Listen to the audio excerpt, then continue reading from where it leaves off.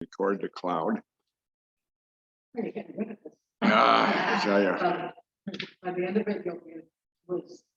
So the part of Mark we're going to talk about tonight goes from the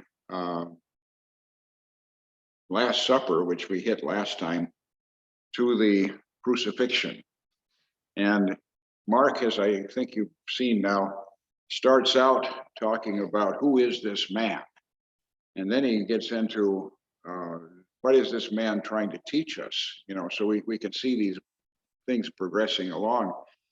And now he's going to show us that this is the promised Messiah and more, but it's going to be in a very different way. So we'll try to get into this and see if we can help you with that. Let's get that here. And share the screen. Then we want to get rid of me, right?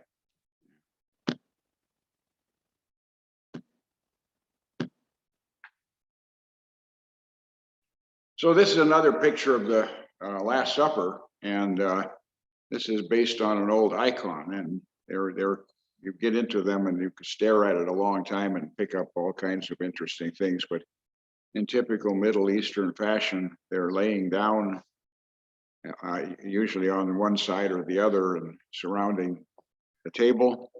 And Jesus is holding up the bread and saying the words of institution. Now, this was a Passover meal. Now, it's interesting. Mark makes sure that we know this. And John, on the other hand, wants us to think this meal took place before the Passover because he is going to present Jesus as the Passover lamb, you know, in a different kind of a way. And of course, Luke and Matthew just follow Mark, so it's no big thing. So we're going to go over in the Passover meal. And Jesus and his disciples were having a Passover meal. And so this consists of the lighting of the candles, usually by the woman of the household. Then there's a blessing by the head of the household. And Jesus said, "Blessed are you, Lord God," and all this sort of thing. And then there are the 4 cups of wine that are drunk throughout the ceremonial part. The first cup is the cup of sanctification, which is a removal from Egypt. And the second, to become a holy people. See, they were removed from Egypt to become a holy people. And then the judgment, they were rescued from slavery. And then the redemption, God will redeem them. And finally, praise, he takes you as his people. So those are the thoughts that are going through the Jews as they go through the Passover meal with the 4 cups of wine. Then there's the dipping of parsley in salt water to remind them of tears that they shed when they were in slavery, and then the breaking of the matzah with the 4 questions that are asked, usually of the youngest person at the table. Why do we eat only unleavened bread? You remember why? Because you didn't have time to let it leaven. You got up and ran out at night. So that's what they remember. Why do we only eat bitter herbs? Because when we were in Egypt, nothing was good. It was all tears and sadness. Why do we dip parsley in salt water and bitter herbs in chereset? Because parsley reminds us of salt water, and the bitter herbs in chereset remind us of redemption, because chereset is a kind of a salad made of fruits and honey and nuts and things like that. And why do we recline on this night? Well, because that's how they ate the Passover meal and got up and moved out. So the 4 questions are asked, and then they read from the book of Exodus and finish the ceremonial parts of the meal. And the main meal is then brought forth. And this was usually a Passover lamb, although now other kinds of meat are used, and it's very different. And they consume the last 4 cups, and the prayer of praise is given. Now, this is important because Mark is showing us that we skip over something in the Passover meal. What is that? We don't have the main course. We go right from "this is my body, this is my blood" to singing the hymns and going out. And Mark wants us to remember, wants us to associate Jesus with the Passover lamb at this point. And of course, to a Jewish person, the Passover lamb was given up. His life was given up for the protection of the Hebrews. Why? Because we took the blood and put it on the mantle, door pieces, and then the destroying angel came by and did not go into the houses marked with the blood of the Passover lamb. So the Passover lamb was given up, and Mark has made it very clear who the Passover lamb is, because he has Jesus offering his own body and blood instead of bringing out the lamb on the plate. So then with respect to the wine and the blood, so wine is a symbol of joy, festivity, and abundance, and it's meant to be shared as a cup of fellowship. And the blood is sacred to the Jewish people because it's the seed of life, and any kind of blood is sacred. So that's why they don't allow blood to get into the meat that they eat. They drain the blood out, and they held that through supernatural means, of course, not magic, blood was what made atonement for sin. And so Jesus is associating the wine, which is joy and festivity and abundance and fellowship, with the blood that is sacred because it's going to make atonement for sin.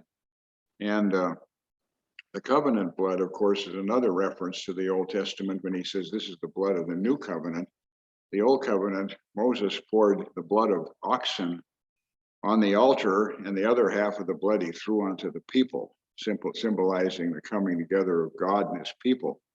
And so Jesus is reminding us of that when he says, this is my blood of the new covenant. And it will be shed for many. Some people think that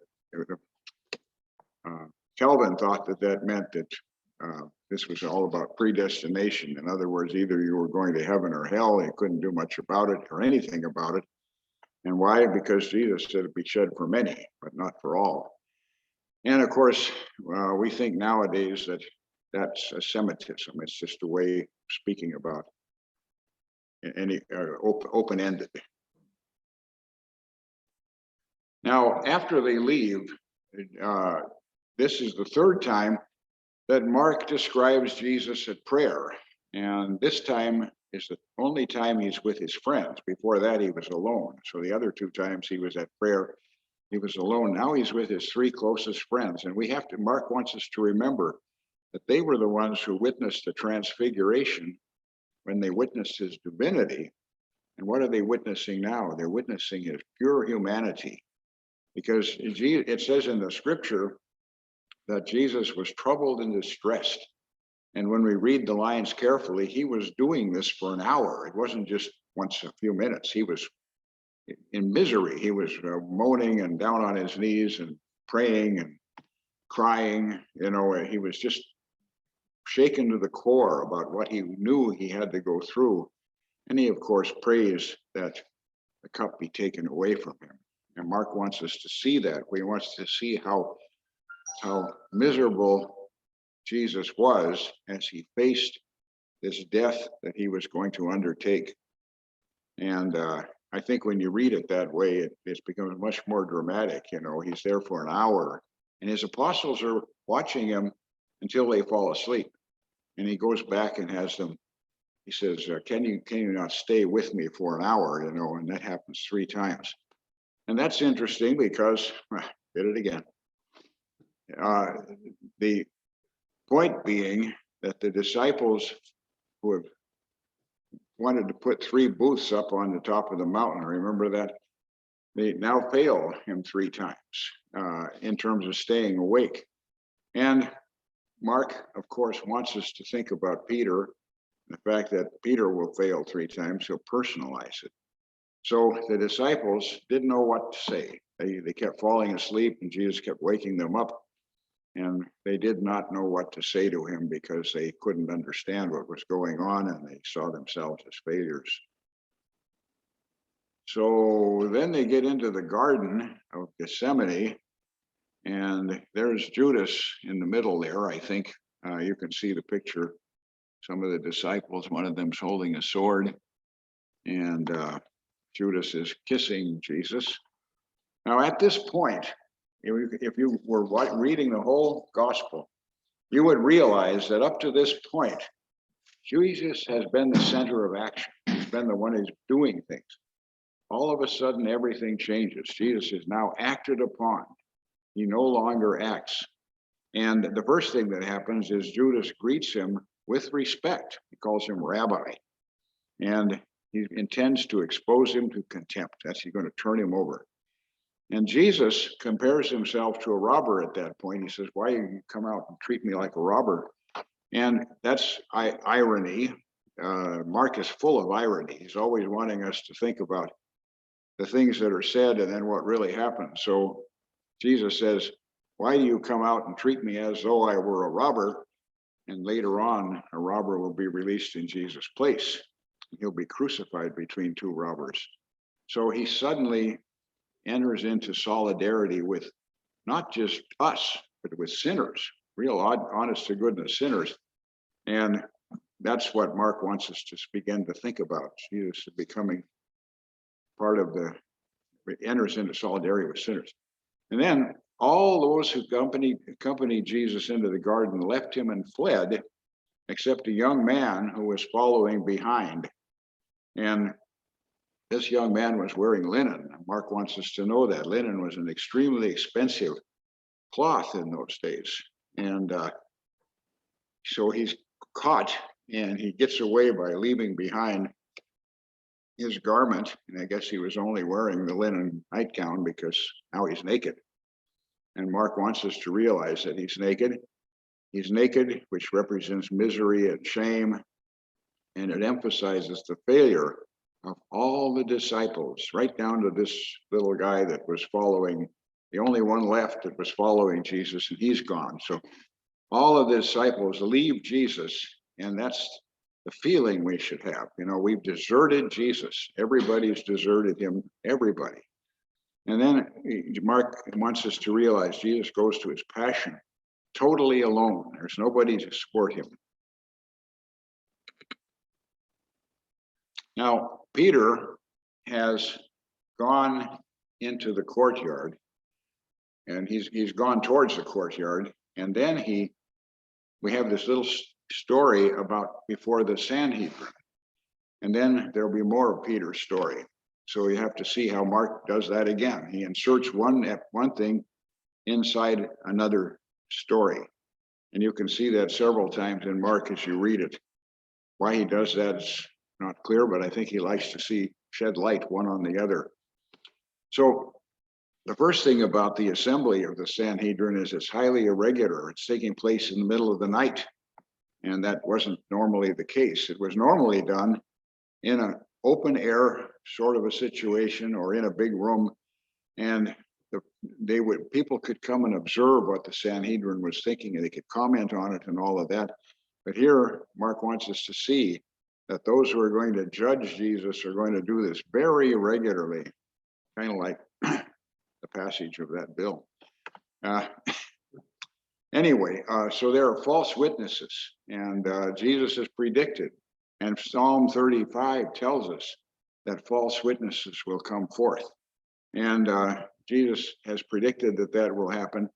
And the false witnesses say he threatened to destroy this temple and build another in 3 days.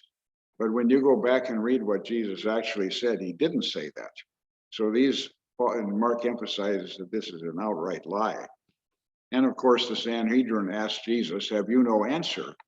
And that reflects back to Isaiah, who talked about the suffering servant. And the suffering servant, you can almost lay what's happening to the suffering servant on top of what's happening to Jesus, because Isaiah talks about how the suffering servant submitted and did not open his mouth. And so Jesus is not answering. He's the suffering servant, and Mark wants us to know that. And they ask him, are you the Messiah, the Son of the Blessed One? This is after the false witnesses couldn't convict him. They couldn't get two of them to say the same thing. So now this high priest comes right out and asks this question. And Jesus says, Yahweh, I am. He's naming God. I am. That's the name of God. And then he goes on to talk, and you will see the Son of Man coming down from the right hand of God, coming in clouds of heaven to be given dominion, glory, and a kingdom. And all of this comes out of just right out of the Old Testament, Psalm 110 and Daniel. So Jesus suddenly speaks up and he says, I am the Yahweh, I am God. And but he's saying it in a veiled way. And then he gives the high priest even more ammunition, because he says, I'm going to have a kingdom. You'll see the Son of Man coming down, and God will give me dominion, glory, and a kingdom. Now, the high priest has every reason to say you're a blasphemer. Jesus has given him every reason, unless what Jesus is saying is true. So that's, Mark wants us to, again, the irony, Mark wants us to see that what Jesus is claiming is true, but of course the high priest and the Sanhedrin think it's all blasphemy. So, having decided he's a blasphemer, the members of the Sanhedrin, these are the leaders of the Jewish people that have very high regard, Pharisees, high priests and all of that, they begin to mock and spit on him and blindfold him. They're the ones who start the torture of Jesus, and which is fulfilling the prophecy Jesus made, and also fulfilling this idea from the suffering servant in Isaiah. My face I did not shield from spitting. Spitting, of course, was really a terrible insult then. It is now too, if you spit on somebody, it's a bad insult. So anyway, so they are doing exactly what Jesus prophesied they would do. Mark wants us to see that. Then we get back to Peter, and there's a picture of Peter who is now being, you can see the servant girl, and you can see the soldiers out there, and the people, the cock is there crowing, and there's one up in a tree, I guess. Didn't know chickens could get up in trees. But and then in the background, you see Jesus being hustled out with the crossbeam, and Peter looking away ashamedly. And this is interesting. Did it again. The thing about this episode with Peter is we're supposed to see ourselves in it. So here's what happens, and if it's historical, and remember, Mark is the oldest gospel, and Mark was supposed to be getting his ideas from Peter and everything like that. Peter isn't letting up he's not excusing himself at all. He wants us, Peter, if he's telling Mark this, wants us to remember how Peter betrayed him. We should think about that. This is Peter's autobiography in a sense. So Peter is warming himself. The first thing we notice is he's concerned about his own comfort. Even though Jesus is being led off to death, Peter is huddling over the fire, warming himself. And then the servant girl accuses him of being with Jesus. Those are sort of the words that she uses. And of course, what is being with is a quality of a disciple, to be with your master. And of course, he's just the opposite. Then Peter moves out of the center of the court into the outer court, and he gets accused again, and he denies this. And of course, Jesus has said a disciple is one who denies himself, and Peter is denying Jesus, not himself. And finally, others corroborate that he was with Jesus, and then he denies this with an oath. And an oath was a terrible thing. You call down God's wrath if you are lying. You're saying, God, strike me dead or give me leprosy if I'm lying, And so it was a way of really affirming that you were telling the truth. And Peter is doing just the opposite. He is lying and calling down God's wrath because of the lying. So you can see the stages of how Peter goes from being a disciple of Jesus to getting away from that. And he's one thing after another until he does the most awful thing he can do, which is to deny under oath that he knows Jesus.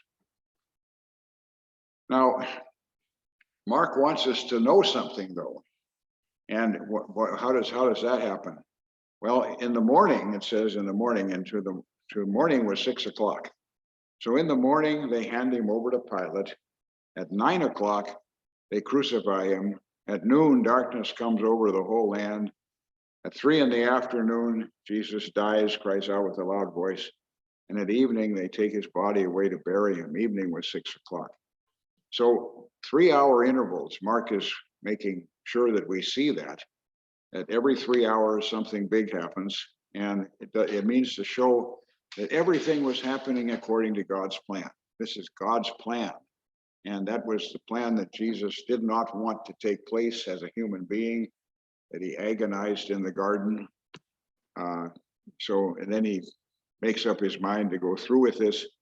But when you try to picture what it must have been like to know that pretty soon you'd be flayed till your skin fell off and you'd be up on a cross and you couldn't breathe because of all the pressure, and you knew that you'd never come down until you were dead. And Jesus faced that as a human being, and it's hard for us to conceive because we say, oh, Jesus was God. Jesus had faith that he was God. He had faith that he was the Son of God. He'd been told that, but still he was human being, and he had human emotions, and he really and truly suffered. He wasn't just a spirit in a suit of meat. He really suffered, and that has to be something Mark really wants us to understand. And he's suffering because God ordained it. He wanted him to suffer for us. Now, another thing that's going on is we have this repeated handing over. So one of Jesus' disciples hands him over to the Jewish leaders. And then the Jewish leaders hand him over to Pilate, the Gentiles. And then Pilate hands him over to death itself. And at this point, when Jesus is crucified, we begin to see the words King of the Jews. They appear 5 times in a row in the crucifixion scene. And we've never heard those terms before in Mark, and we won't hear them again. 5 times in a row, he's called the King of the Jews. And it's done in a blasphemous way. It's done in an ironic way. Pilate is making fun of the Jewish leaders when he insists that that sign go up above his head saying King of the Jews, because they have said, we have no king but Caesar.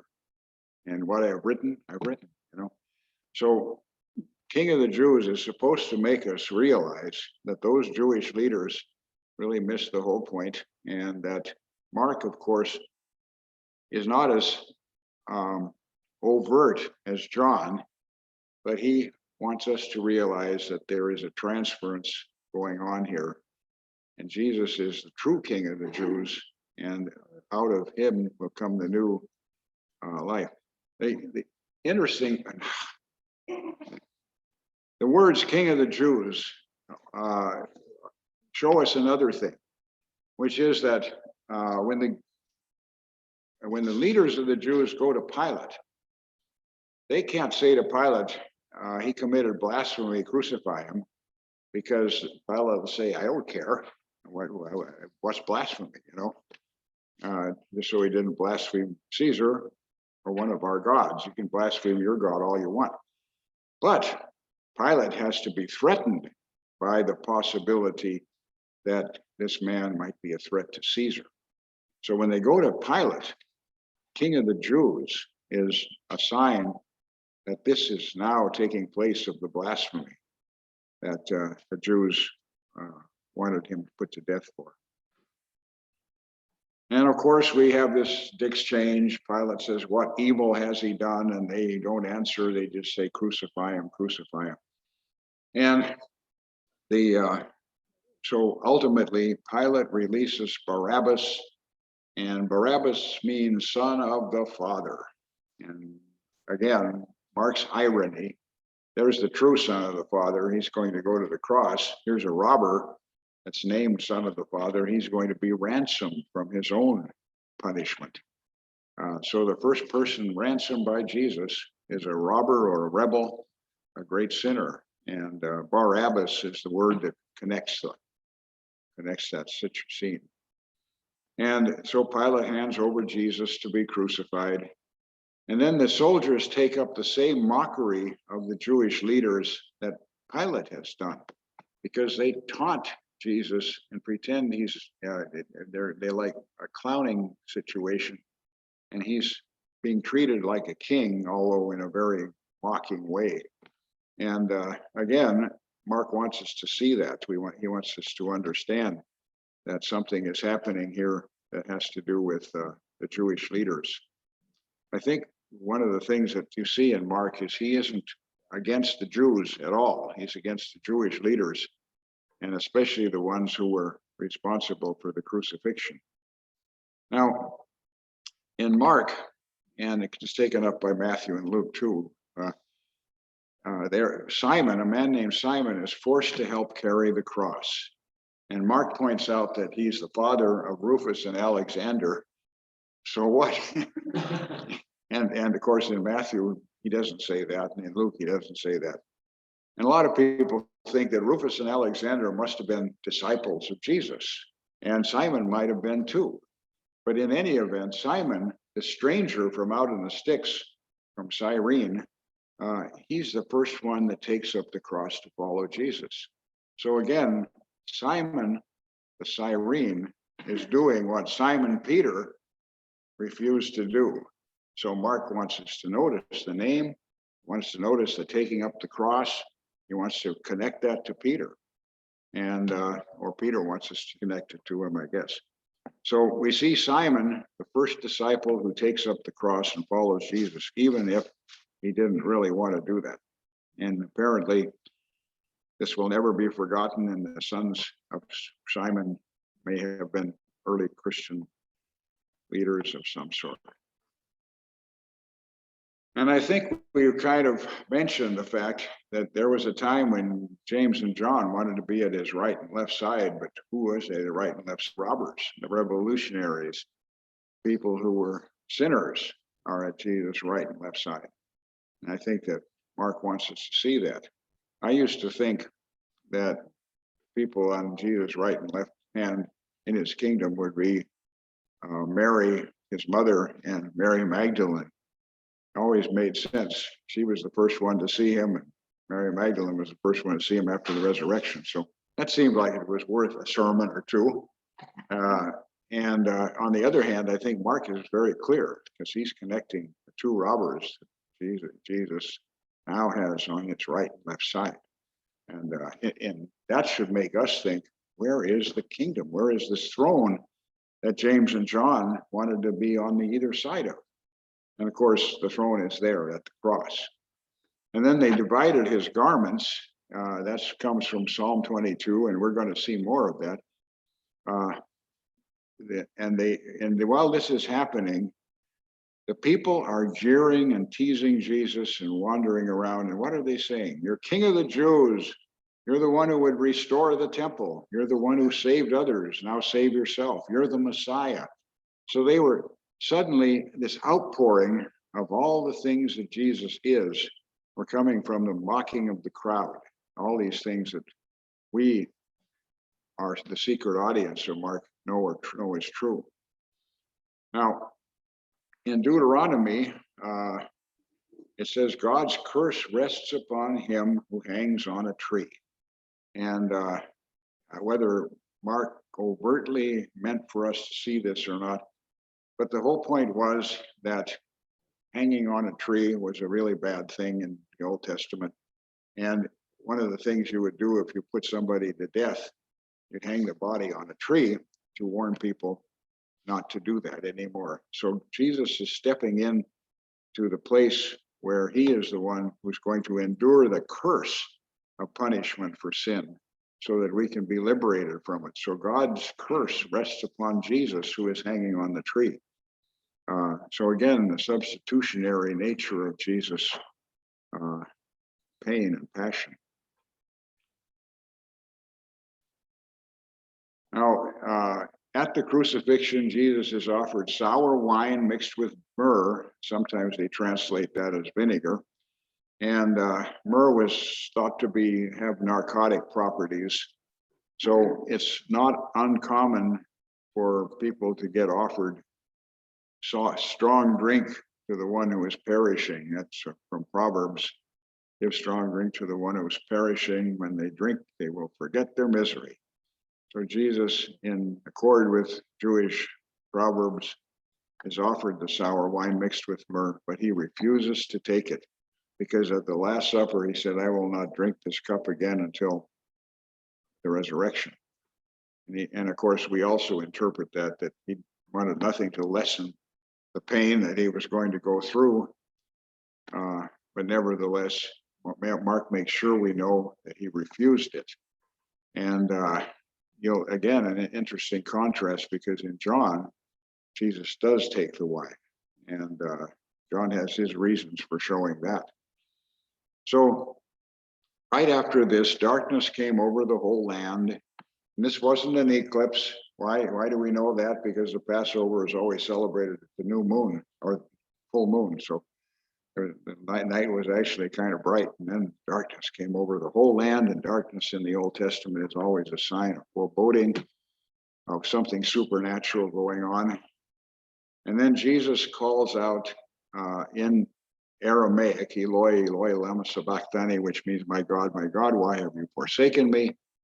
And those are the first words of Psalm 22. And remember, we talked about that. It goes on about how they divide my garments, and everybody's against me, and where are you, God?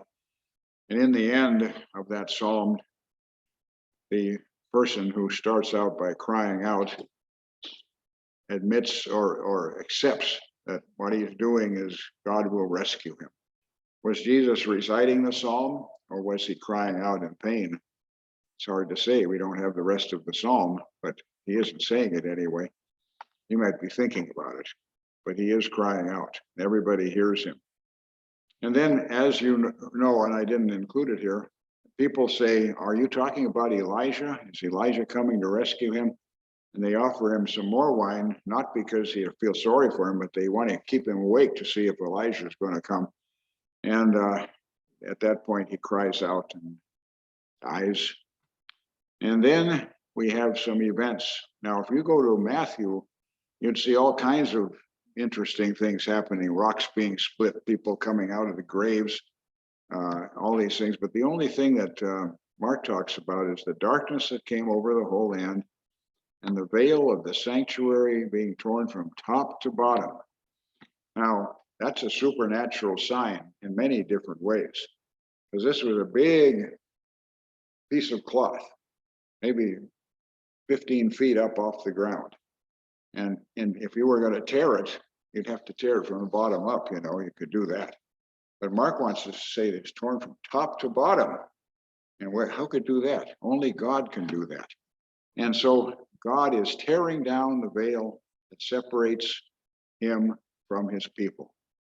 In other words, Jewish people believed that God made a special dwelling in the middle of the sanctuary, and it was 2 levels beyond where the people stood. All of a sudden, the veil is torn open, and God is no longer separate from the people. Mark wants us to see that, hear that.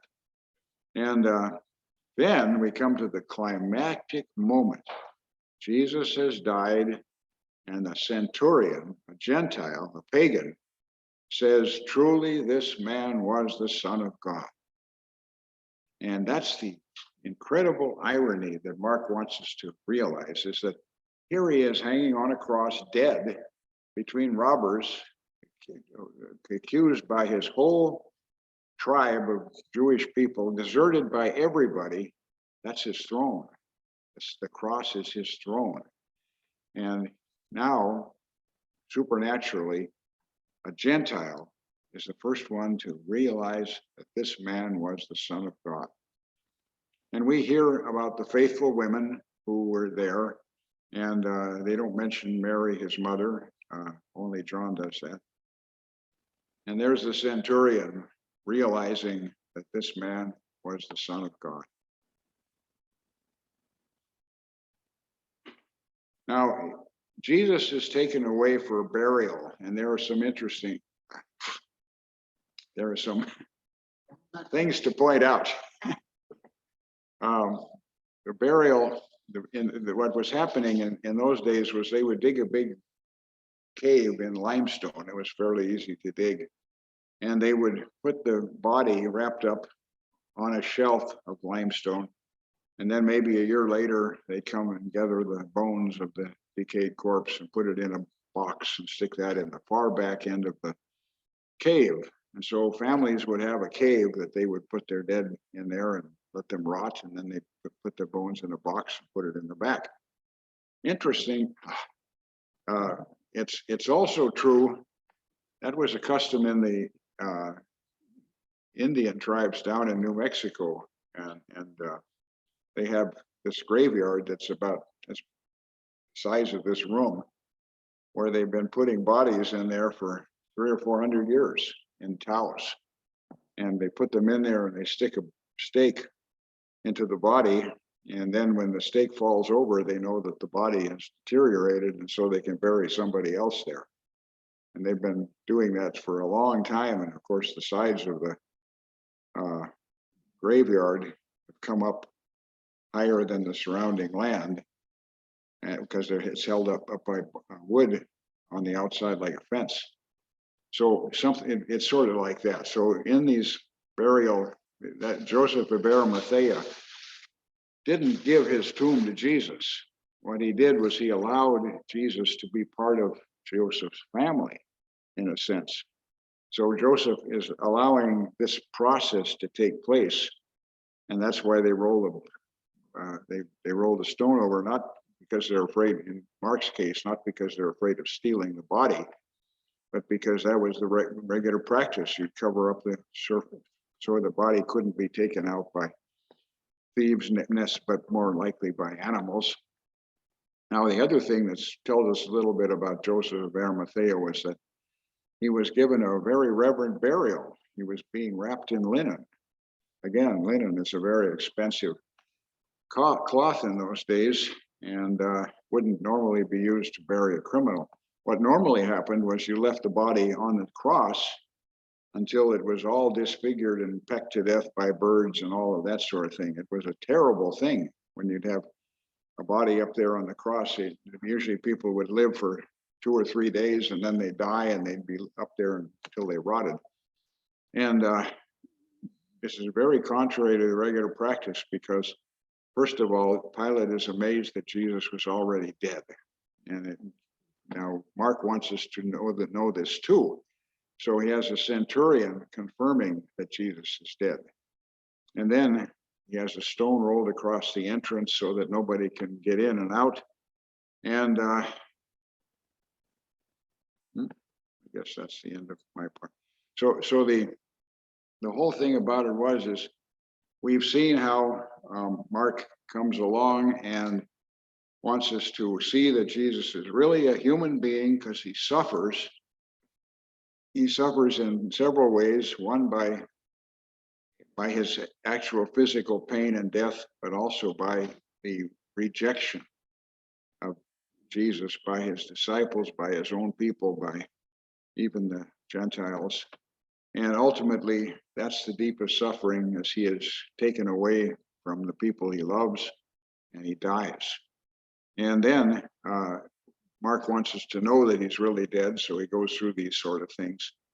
And that's where we leave it at this point. Mark has been showing us in his veiled and ironic way that Jesus' throne is the cross. That's where Jesus reigns, in the cross.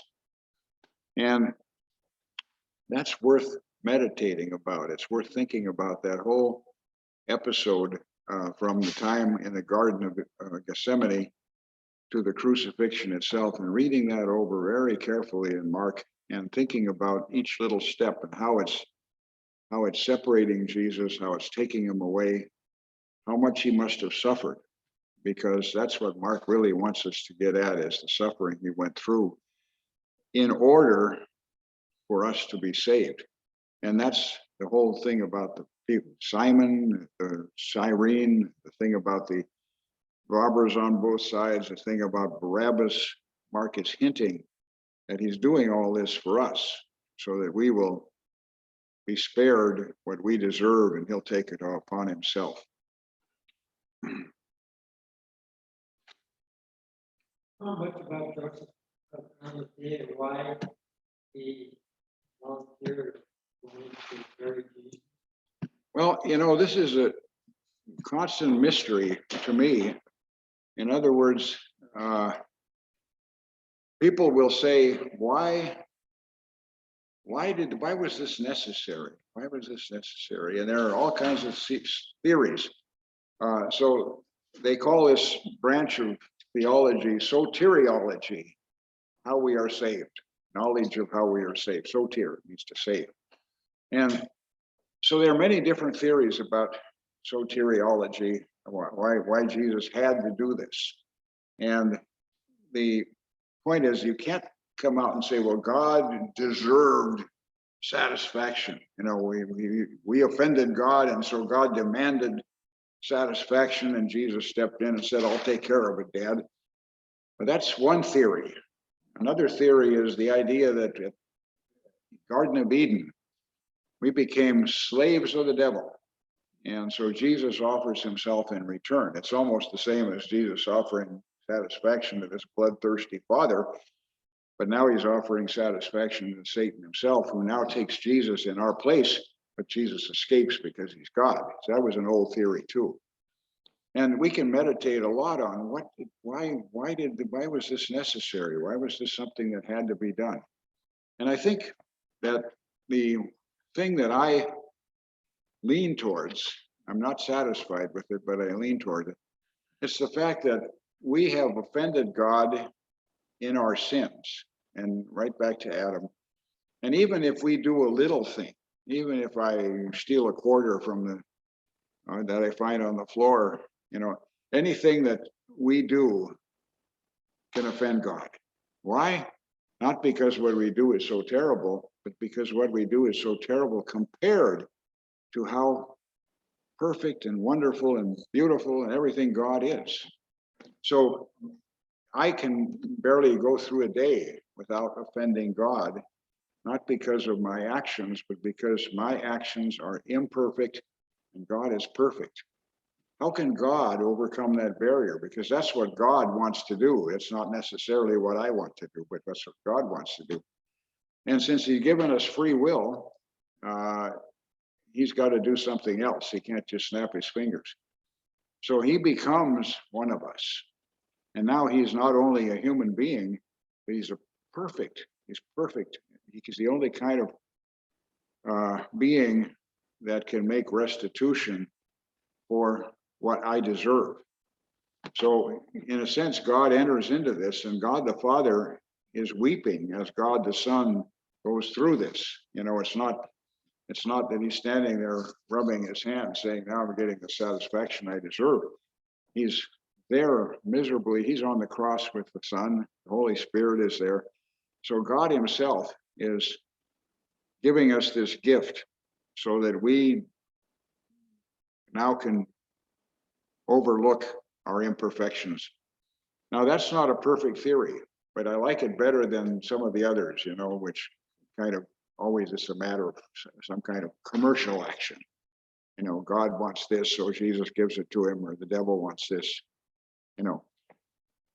So I don't think any of the evangelists portray Jesus as a great teacher, you know, which a lot of non-Christians say, well, he was a great teacher, and but that's it. I think every one of the evangelists is showing us that Jesus really and truly suffered for us, and he was really and truly human. They all show it in different ways, and he really and truly was God. And I think Mark, the first writer, shows this in a very good way, because what he's doing is he's showing it through action.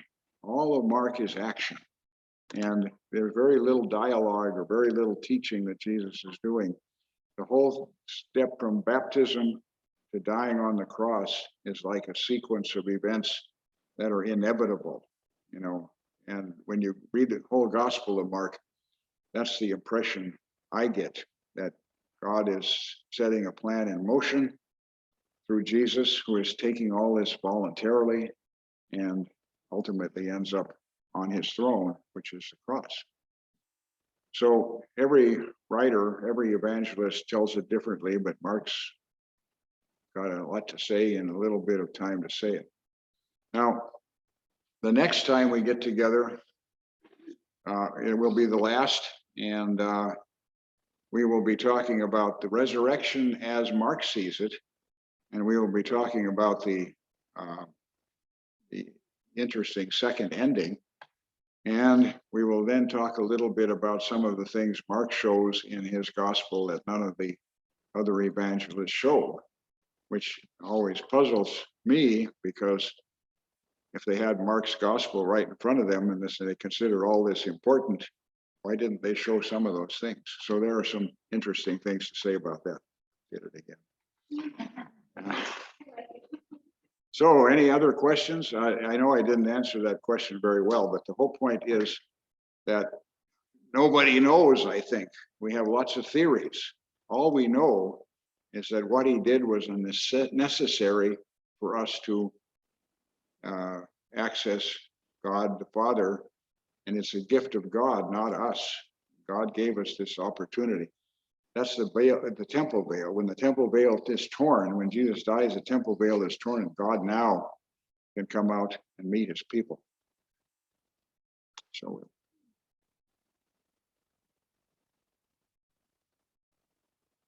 all right. We'll stop the record. Yeah. You said that there were false witnesses. You said that he didn't say he was going to, tear the temple down and raise it in 3 days. Doesn't he say that in John? He said in John, he says that, yeah, but he doesn't say that in Mark. Okay, I just wondered if, Well, what he actually says in John is, destroy this temple and I will rebuild it in 3 days. He doesn't say, I will destroy this temple. I guess that's a little different. But in Mark, he doesn't say it. And you have to read each gospel writer as he wants it to say. It's fun to say, there are a lot of people who have written, try to integrate all the gospels into one thing. So you have this big story of Jesus that I think wrote Gardiani, who is a German theologian whose parents were from Italy, wrote a book called The Lord, in which he took all the gospel accounts and integrated them so that it makes one beautiful novel. But that's not how the writers saw it. They didn't. Matthew was looking at Mark's gospel. He's looking at other sources too, and so each writer is trying to say something a little differently about this phenomenon that they experience, and most of them are experiencing it after the fact. They're early Christians. Mark may have known Jesus. We don't know, because he could have been the right age. But it's very likely that whoever put the final touches on Matthew and Luke and John didn't know Jesus. They knew his apostles, they knew martyrs, they knew people who had known Jesus. So they were ardent converts who wanted to take this story and put it into a theological framework. So, in Mark's case, he wants us to realize these were false witnesses, because he goes on to say they couldn't get any two of them to agree on their story, and they had to have at least two that agreed before they could condemn him. So then Jesus helps them along and says, Yahweh, I am the one who is. All right, stop the recording.